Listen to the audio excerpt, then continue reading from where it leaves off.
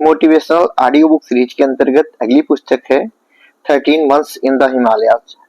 ओम स्वामी की आत्मकथा है जिसमें उन्होंने हिमालय के कठिन एकांत, प्राकृतिक चुनौतियों और गहन साधना के 13 महीने का अनुभव साझा किया है। यह पुस्तक आत्मखोज, अध्यात्म और साधना की यात्रा को दर्शाती है। इसमें स्वामी जी की चुनौतीपूर्ण एकांतवास, कठोर मौसम, सीमित भोजन, वन्य जीवों का डर और गहन ध्यान साधना का सजीव चित्रण मिलता है। हिमालय भारत में प्राचीन काल से ही आध्यात्मिकता, तप और देवत्व का प्रतीक रहा है। लेखक ओम स्वामी ने अपने सफल व्यावसायिक जीवन और भौतिक सुख सुविधाएं छोड़कर 1 वर्ष तक हिमालय की ऊंची चोटियों पर, गुफाओं, घाटियों और बर्फीली जगहों में ध्यान साधना की। उनकी आत्मकथा 13 मंथ्स इन द हिमालयाज इसी परिवर्तन की गवाह है।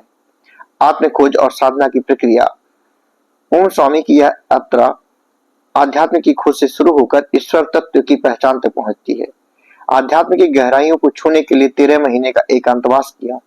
इस दौरान उन्हें जीवन के आनंद और निराशा के विभिन्न क्षणों का मिला जुला अनुभव मिला।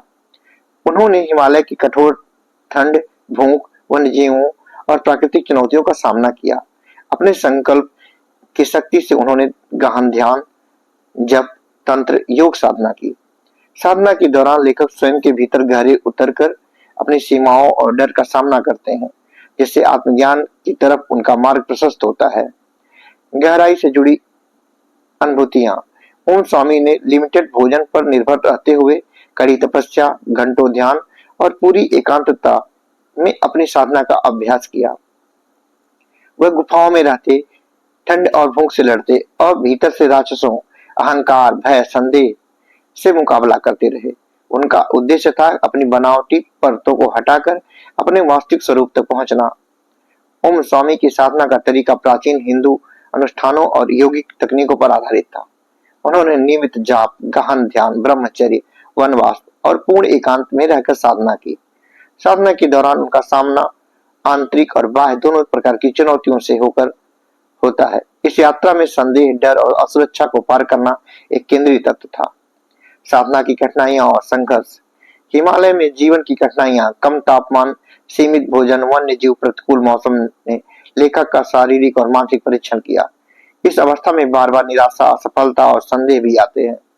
उनके अनुभव में एक साधक के मन में बार बार उठने वाला प्रश्न था, क्या केवल अनुष्ठान ही ईश्वर तक पहुंचने के लिए पर्याप्त है? ओम स्वामी इस पूरी यात्रा में आत्म साक्षात्कार की ओर अग्रसरित होते हैं और बताते हैं कि आध्यात्म की राह पर स्थिरता, धैर्य और अडिग भक्ति जरूरी है। उनका संघर्ष भौतिकता से आध्यात्म की ओर, बाह्य जगत से अंतर जगत की ओर, चाहत से तृप्ति की ओर है। अपनी साधना का उद्देश्य मात्र ईश्वर को पाना नहीं, बल्कि स्वयं के शुद्ध और सत्य स्वरूप को खोजना था। ओम स्वामी की यह यात्रा आध्यात्म के विश्वव्यापी तत्वों और धर्म के सार्वभौमिक सत्य को उजागर करती है। हिमालय सिर्फ भौगोलिक स्थान नहीं, बल्कि ऊर्जा का केंद्र, ज्ञान का स्रोत और साधना की भूमि है। लेखक ने आत्मज्ञान की प्राप्ति के लिए अहंकार, डर, लोभ, मोह और संदेह जैसे आंतरिक शत्रुओं से मुकाबला किया। पुस्तक यह सिखाती है कि कठिनाई के हर पल में सीख छुपी होती है। निराशा के बाद आशा एवं लक्ष्य की समीपता की अनुभूति मिलती है। साधना के मार्ग पर चलना आसान नहीं, लेकिन यही यात्रा जीवन की कटु यथार्थता से परिचय कराती है। आध्यात्मिक जागृति का अनुभव केवल बाहरी साधना नहीं, बल्कि भीतर की यात्रा से ही संभव हो पाता है। ओम स्वामी के विचार और प्रेरणाएं।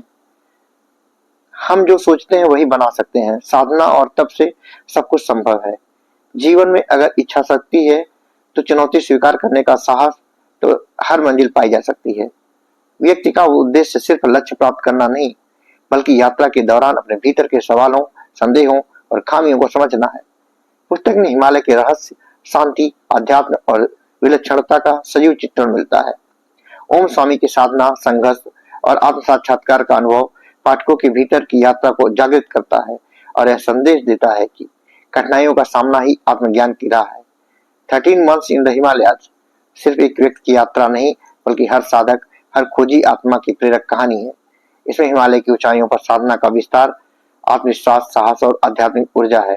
यह पुस्तक जीवन की सच्चाई, दुख, सुख, संघर्ष, आशा और लक्ष्य की प्राप्ति का गहरा अनुभव देती है। हर पाठक इसके माध्यम से अपने भीतर के डर और संदेह का सामना करता है, सीखता है और आत्मज्ञान की ओर अग्रसर होता है। जय हिंद।